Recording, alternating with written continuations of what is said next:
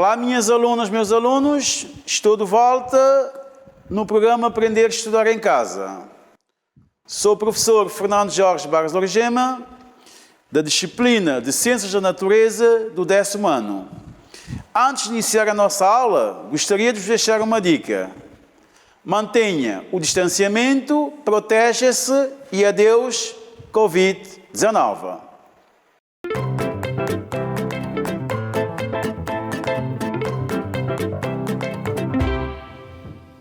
Tá bem? Agora vamos ao sumário da nossa aula de hoje. O nosso sumário é estudo da teoria celular. E também vamos estudar um outro ponto que nos diz propriedades ou características dos sistemas vivos. Temos os objetivos: descrever os contributos dados pelos cientistas ao longo do tempo para o estudo da célula e também compreender as características dos sistemas vivos. Antes de iniciar a nossa aula de hoje, gostaria que fizéssemos em conjunto uma pequena recapitulação o que aprenderam na aula passada. Todos nós sabemos, na aula passada, estudamos noções básicas sobre a citologia, onde todos vós ficaram a saber conceitos básicos ou complementares que vos permita estudar essa estrutura biológica propriamente dita, que é muito importante na nossa vida, que é a célula. Onde ficaram a aprender muitos conceitos, como a citologia, biologia, histologia, botânica, por aí fora. Entenderam? Vários conceitos essenciais para o estudo da célula. Para iniciarmos a nossa aula, gostaria de vos apresentar Matthias Schlenden e Theodor Schwann, os dois, em meados de 1838 a 39, ambos analisaram os tecidos vegetais e animais. Enunciaram a primeira teoria celular, onde diz que todos os seres vivos são constituídos por células. Como todos nós sabemos, Matthias e o Theodor, obviamente, são cientistas, fizeram as experiências nos tecidos animais e vegetais. Os dois concluíram que tanto os animais como os vegetais são constituídos por células. Daí é que se partiu a teoria celular. Partindo do quê? Da experiência desses dois cientistas. Quanto à teoria celular, os princípios básicos desta teoria nos diz: a primeira, as células são unidades básicas, estruturais e funcionais de todos os seres vivos. Isto é, todos os seres vivos são constituídos por células, onde se ocorrem os processos vitais. Uma das teorias básicas, feitas por Schlenden e Schwann, é o seguinte, que todas as células praticamente ditas, são estruturas básicas dos seres vivos. Por que se diz estruturas básicas? Porque partindo delas é que existe a vida. A célula é que sustenta a vida propriamente dita. Segunda teoria, todas as células provêm de células pré-existentes, pois qualquer célula forma por divisão de uma outra célula. Também essa teoria também defende que todas as células vêm de outras células, partindo por uma divisão celular. A terceira teoria, a célula é a unidade de reprodução e desenvolvimento de seres vivos. Numerosos seres vivos formam-se por divisões sucessivas a partir de uma única célula, ou ovo ou zigoto. Todos nós sabemos, as células também participam na manutenção da vida. Se não fossem as células, era difícil que haja manutenção da vida, tanto humana, vegetal ou animal. Então é graças às células que a reprodução, neste caso, as células reprodutivas, prestem bem atenção, porque existem milhões de células, nós estamos a referir as células reprodutivas, que são responsáveis pela manutenção da vida no planeta, tanto da parte humana, da parte vegetal e da parte animal. A célula é a unidade hereditária de todos os seres vivos. Isto é, na célula que está contida toda a informação genética que é transmitida de geração em geração, durante os processos de divisão celular, permitindo a continuidade das espécies. Todos nós sabemos também, é dentro das células que estão contidas o quê? Toda a informação genética de uma determinada espécie. E essa informação genética é responsável pela manutenção dessa espécie no planeta. Por isso também que é muito importante as células neste contexto hereditário. A célula é a unidade hereditária de todos os seres vivos. Isto é, na célula que está contida toda a informação genética que é transmitida de geração em geração, durante os processos de divisão celular, permitindo a continuidade das espécies. Todos nós sabemos que uma das bases da teoria celular, a célula, é o que é? É a base hereditária dos seres vivos. O que é base hereditária? A própria palavra diz hereditária. Eu já tinha-vos dito dessa palavra, desse conceito da hereditariedade. Por quê? Porque nós herdamos as células dos nossos antepassados, ou então as células dos nossos pais. Então, por isso é que se diz, a célula é a base da hereditariedade dos seres vivos, tanto para os seres humanos, como para os animais e como para os vegetais. Essa hereditariedade está dentro do contexto da manutenção das espécies no planeta. Está bem? Como todos nós sabemos, daí já praticamente ficamos a saber as bases, ou então os pilares essenciais da teoria celular. Agora, depois de saberem dessas bases essenciais da teoria celular, vamos prosseguir com o quê? As propriedades dos seres vivos, ou então as propriedades dos sistemas vivos. Essas propriedades dos sistemas vivos também está inserido dentro da célula, porque se não fosse a célula, seria impossível que haja essas propriedades propriamente dito. Então vamos acompanhar um por um, são algumas propriedades que todos os seres vivos possam ter. Por que o possam ter? Porque dentro deles existe um sistema que é chamado de célula. Então vamos ver essas propriedades. Como podemos constatar, o que significa individualização? Individualização consiste na especialização da célula. Quando se diz especialização da célula, é quando uma célula é muito mais complexa.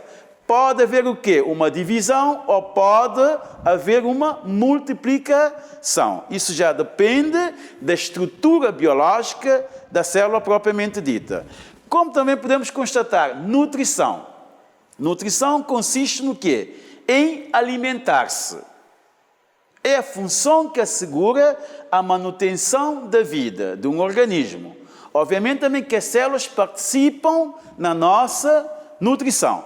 Não só como seres humanos, também em todos os seres vivos.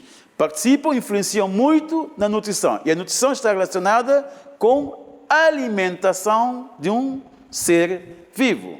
E todos nós sabemos, existem vários.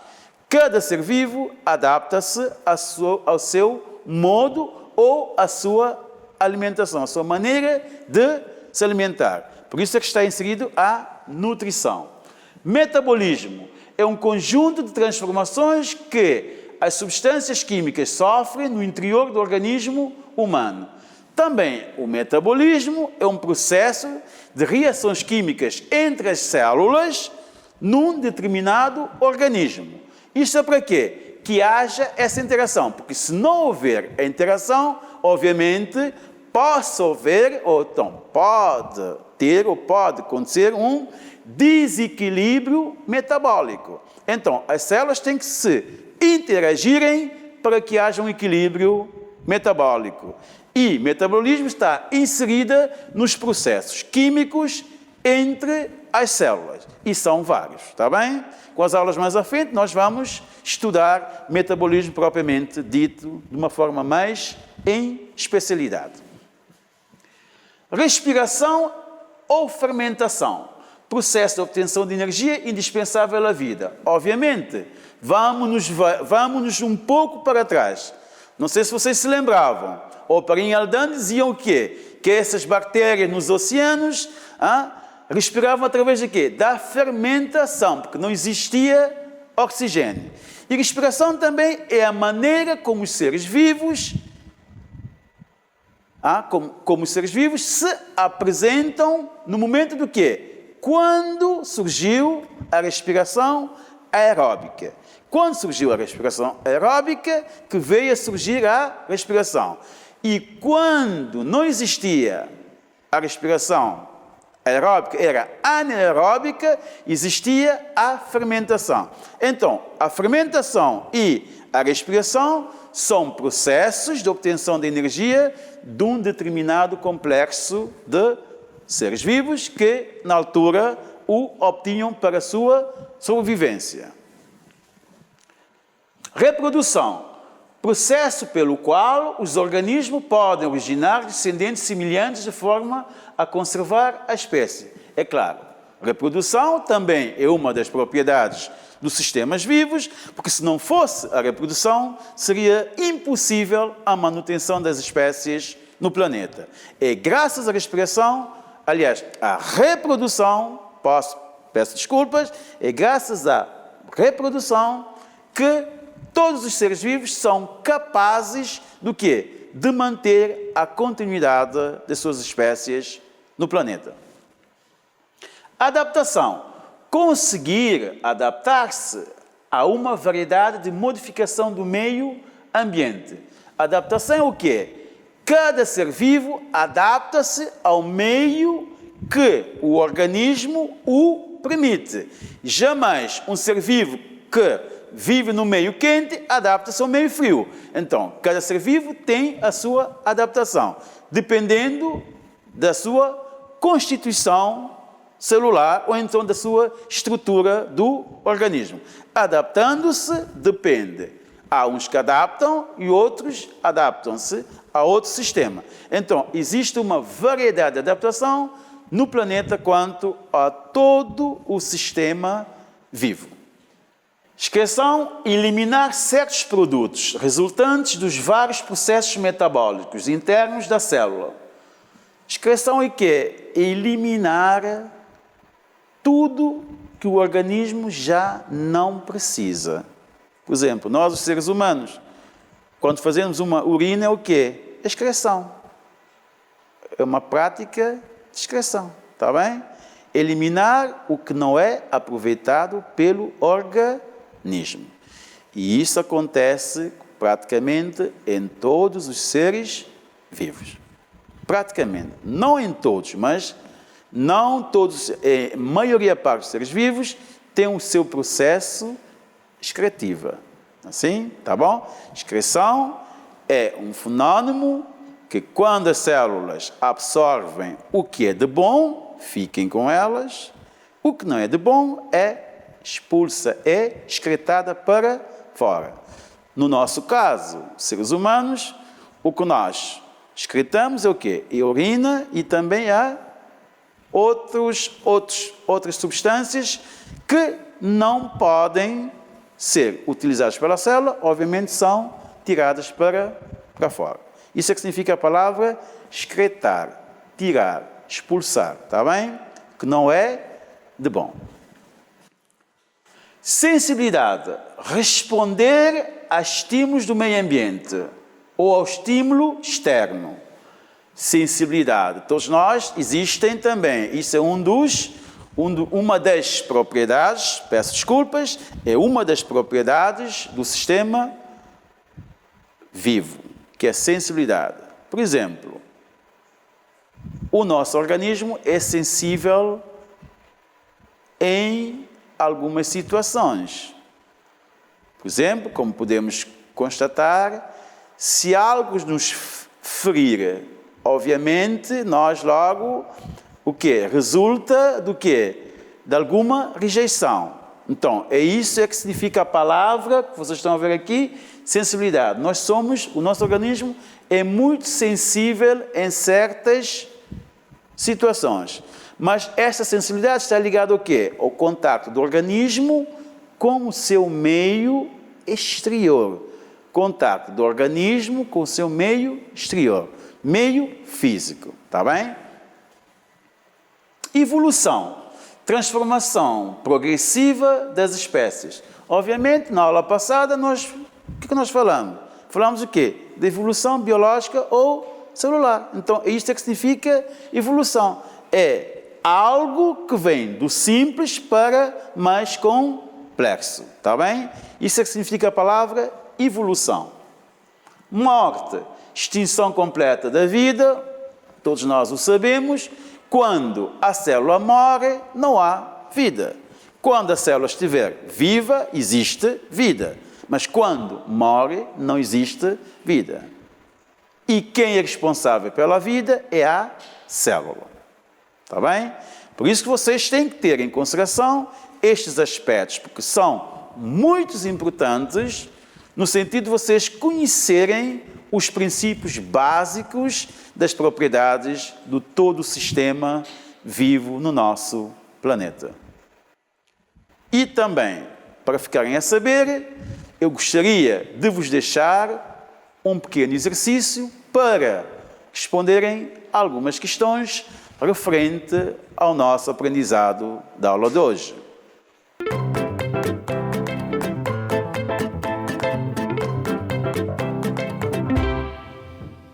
Sabe-se que, minhas alunas, meus alunos, vamos ao exercício da nossa aula de hoje. O que vocês aprenderam sobre a teoria celular e também as propriedades do sistema vivo. O nosso exercício, temos duas perguntinhas, acho que são acessíveis a todos, onde estiverem. A primeira pergunta: quais são os 3 pilares da teoria celular? A segunda pergunta: por que os vírus podem ser considerados uma exceção à teoria celular? O que significa a palavra exceção? Eu vou vos ajudar. Exceção que está o quê? Fora do contexto da teoria celular. Por que os vírus estão fora ou são considerados fora do contexto da teoria celular? Isso aqui é exceção. Isso é para vos ajudar no sentido de resolverem a questão em causa. E vou aguardar algum tempinho à vossa espera dessa resposta tão desejada. Está bem?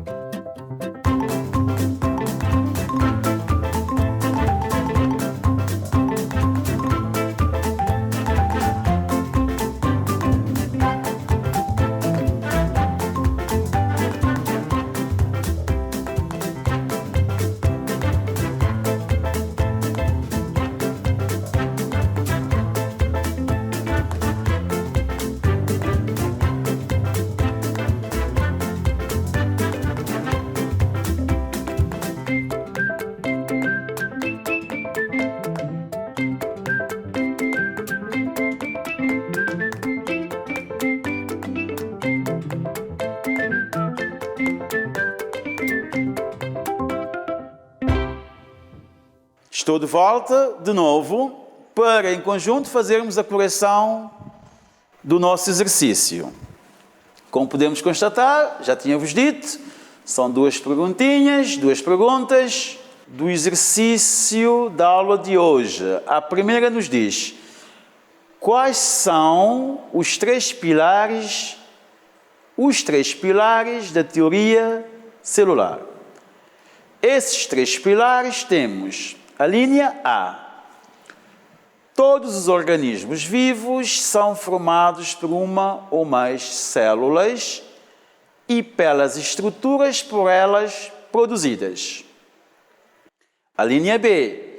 As células são consideradas unidades morfológicas e funcionais de todas as formas de vida. A linha C. Todas as células originam-se de outra célula pré-existente, ou seja, todas as células apresentam a capacidade de divisão. Então, esta é a nossa resposta a mais correta possível. Vamos para a segunda pergunta. A segunda pergunta nos diz: por que os vírus podem ser considerados uma exceção à teoria celular? Os vírus podem ser considerados uma exceção à teoria celular porque os vírus não possuem células. A não possuírem células, são chamados de acelulares. A unidade estrutural e funcional dos seres vivos, essa característica contraria a teoria celular, que diz que todos os seres vivos são formados por células. Então, por isso que os vírus são considerados uma exceção à teoria celular, porque não vai a favor, mas vai contra a teoria celular. Por quê? Porque a teoria celular baseia-se fundamentalmente no tudo ou no todo o que existe sobre as células. E os vírus não possuem células e podem ser considerados acelulares. Essa é a resposta a mais desejável do nosso exercício, da nossa aula de hoje. Como todos nós sabemos, vamos ao nosso TPC.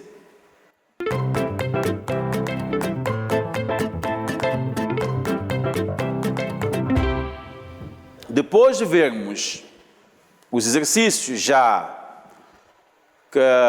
que eu vos passei, corrigimos os exercícios, acho que também que as respostas que vocês lá responderam em casa, onde estiverem, fossem igual ou então que sejam objetivas com a pergunta que eu vos dei nos dois exercícios.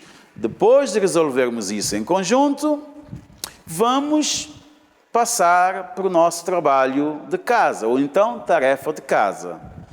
O nosso trabalho de casa nos diz: o que diz a teoria celular proposta por Matias e Teodoro? O que diz a teoria celular proposta por Matias e Teodoro? Como sabemos, já é de costume, os TPCs geralmente são realizados ou respondidos por quem? Por vós, com a ajuda dos vossos pais, o encarregado de educação, ou então do professor na escola. Então, esta é a aula propriamente dita de hoje.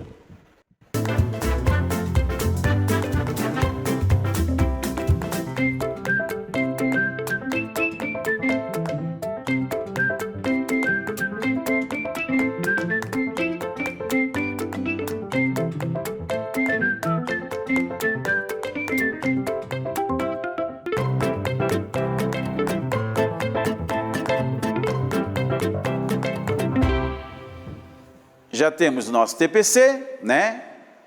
Para fazerem em casa, com a ajuda dos pais ou encarregado de educação e também do vosso professor, lá na escola.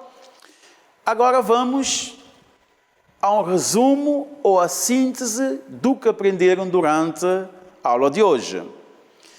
Esse resumo ou síntese nos diz os contributos dados pelos cientistas ao longo do tempo para o estudo da célula. Propriedades ou características dos sistemas vivos. Este contributo, todos nós sabemos, o Teodoro e o Matias, né? Os dois cientistas deram um contributo enorme para a comunidade científica e humana no que diz respeito às teorias básicas da evolução celular. E essas teorias são praticamente teorias baseadas no quê? Nos estudos feitos através dos tecidos animais e vegetais. Os dois cientistas chegaram a uma conclusão que tanto os animais como os vegetais são constituídos por células. E daí é que se partiu a base da teoria celular. Depois dessa base da teoria celular, também nós ficamos a saber das propriedades dos sistemas vivos. Que todos os sistemas vivos têm que possuir uma determinada propriedade, no sentido de quê? De se interagirem o organismo com o meio exterior. Essa interação do organismo com o meio exterior, daí é que vêm ou apresentem essas propriedades que são propriedades próprias de todo o sistema vivo que existem no planeta. Como sabemos, chegamos mais ao fim de uma aula no programa Aprender a Estudar em Casa. Espero que gostaram muito. Até a próxima oportunidade. Conto com todo mundo. Estudem e protejam-se contra o Covid-19.